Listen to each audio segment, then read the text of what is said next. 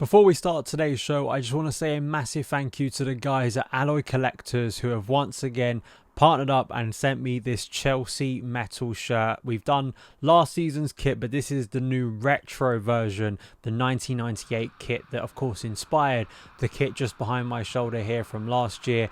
Really good quality, great collectible to have, to put on your desk, to put on a shelf, to give to your friends and family who are massive Chelsea fans or you're trying to convert to become Chelsea fans. And I have to say, I'm a big fan of the retro series, so really worth getting, and I think a great quality collectible. And of course, you can use my discount code at checkout, full caps, SonOfChelsea, to get 15% off your order. They not only do Chelsea retro, they'll do this season, they'll do the goalkeeper kits, they of course did last season, and a whole host of other clubs as well. But of course, you want to get Chelsea collectibles, and that's where you can get them from Alloy Collectors. So a massive thanks to the guys at Alloy. Been great partners so far. Definitely go and check in the description box below to use my discount code and enjoy. Hello there guys, Daniel Childs back here again. Today we're going to be looking at Jadon Sancho's move to Chelsea on loan from Manchester United, which has an obligation to buy, which very likely will be triggered come the summer of 2025.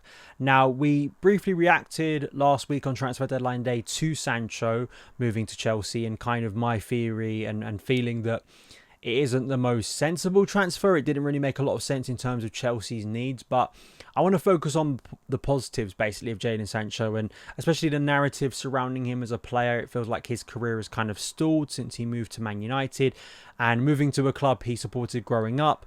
Could Chelsea provide the environment to kind of reignite his career and talent? And it is clearly there, and we're going to look through some of the positives that absolutely could be injected into this Chelsea team, and maybe where Chelsea are lacking so far this season in an attack that I think has some real positives, some real quality and talent. But of course, I think the big concern, especially with the addition of Sancho, is how Maresca is going to fit it into a coherent unit and structure. I think that's the big question. Please do like the show. Please do give me your thoughts in the comments below. But let's jump into it. So The Athletic sort of give their ratings throughout the summer of the transfers, and they kind of gave a rating for several areas regarding Jadon Sancho out of 100 using Sentient Sports. And in terms of tactical fit, they gave Sancho a 75 out of 100, explaining how Sancho does well in tight spaces, making him useful in situations where teams are defending in a low block. We'll get back to that a little bit later. His close control and ability to play quick short passes allow him to move through congested areas. And looking at stats, he excels in progressive carries into the final third, ranking him in the 85th percentile with 3.2 per 90, and in shot creating actions averaging 4.7 per 90, which places him in the 76th percentile among his positional peers.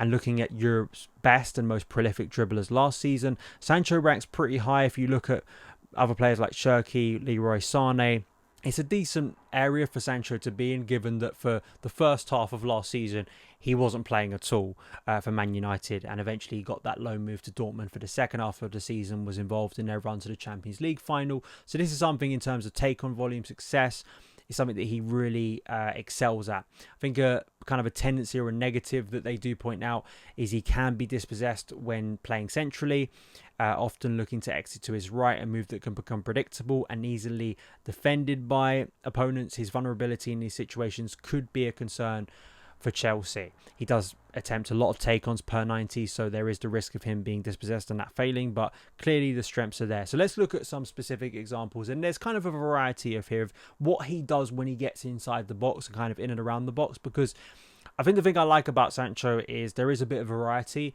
and although you could argue him moving on to his favourite right foot can become a little bit predictable, it's not always what he does. And when he does choose to shoot, sometimes he can really finish well. So late on last season for Borussia Dortmund, he cuts onto his right foot. This is an area we'll see him take up, not only for Dortmund, but for Man United as well. So he shows an ability to finish, to carve out chances for himself, not always looking for those quick 1-2s, and does have a precision if he gets into the right area and can execute those shots brilliantly.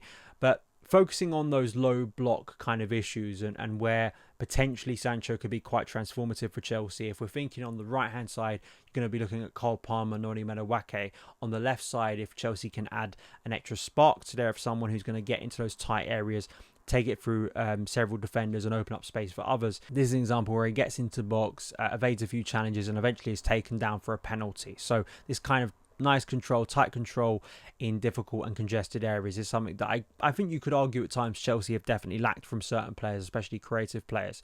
Now, it's not to say that he did nothing good for Man United. I think kind of generally given the hype for him and that transfer, which took a long time to get done, Sancho obviously hasn't lived up to the hype. He hasn't become the player many people expected him to, or at least a key player for Man United when he signed.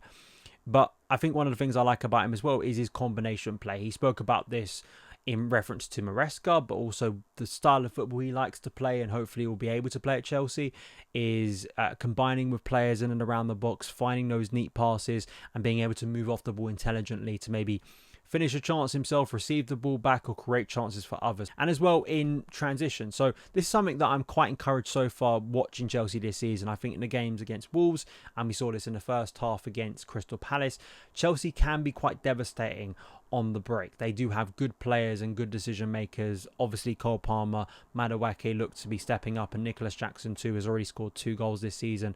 His most recent was in a transition opportunity against Crystal Palace. But another example here about how Jadon Sancho as well can stop and start. He can accelerate. Maybe his pace isn't as electric as some other players, even some of his peers at Chelsea like Pedro Neto or Madueke, but he definitely does have speed to lure players in and then quickly dribble past them, as we've already looked at with stats and kind of him taking off players. It's a great example. Luring a player towards the left, easily breezing past him and then getting inside the box, opening up his body, right-footed shot, placing it towards the far corner. Really good finish here. And kind of similar to the first screenshots we looked at where for Dortmund he cuts onto his right foot and bends it into the far corner. Another great example here for Man United against Spurs. It almost feels Willian-esque, especially at this specific round. Drills a shot into the bottom corner. So it's clearly his speciality. You can argue maybe it's a bit predictable, but he clearly, when he can execute it, when he does get that space, he can be quite devastating. You can see, especially with the type of players Chelsea have, Joao Felix, Cole Palmer, Madueke, Christopher Nkunku, I think Jackson's link-up players is underrated as well.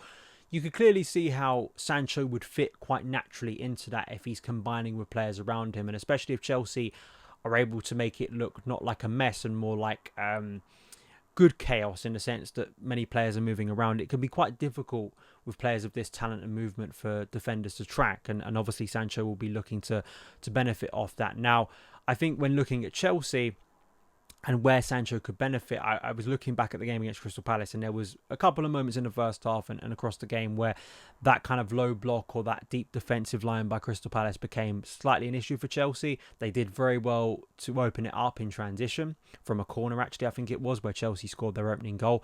But just here, looking at Noni Madueke, he's looking for that 1-2. He does play a 1-2 with Enzo Fernandez, but Fernandez just plays the ball back to Madueke, and eventually Madueke is crowded out. He has to eventually look out wide for a 1-2 with Malo Gusto, and eventually puts a cross into the box that's cleared.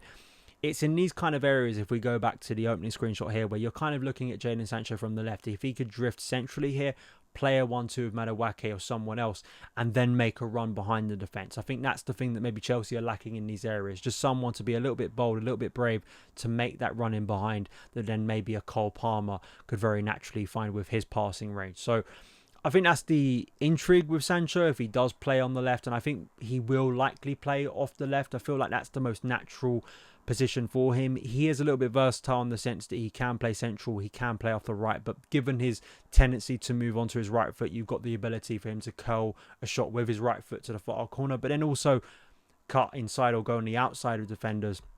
I feel like with Chelsea struggles with Sterling obviously moving on, Mudryk not impressing.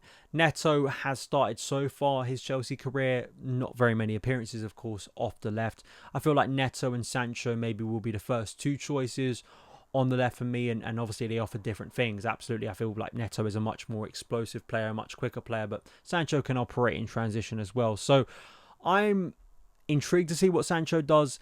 I do think he should be higher in the pecking order than, say, Mykhailo Mudryk. I think in terms of talent, in terms of what he could bring to Chelsea. I do think it's on Sancho to really take this opportunity with both hands. I think he will get opportunities to play in the Europa Conference League against a lower quality of opposition, where really he should be dominating those occasions. He really should for a player of his talent. But then hopefully for him, making his way into the Premier League team, making his way into Maresca's kind of strongest 11, and whether he can combine enough and show those good traits that we have seen in his career to revive it, and actually also prove kind of emphatically that the Premier League is a league he can thrive in, because there's still kind of going to be that accusation, given what happened at Dortmund as well on loan last season, that the Bundesliga is the league for him and the Premier League kind of isn't. So will he do that this season? Let me know your thoughts in the comments below, how you feel Sancho will do. And that is it for today. Let me know your thoughts. Follow me across the socials, and I will see you again very soon. All the best.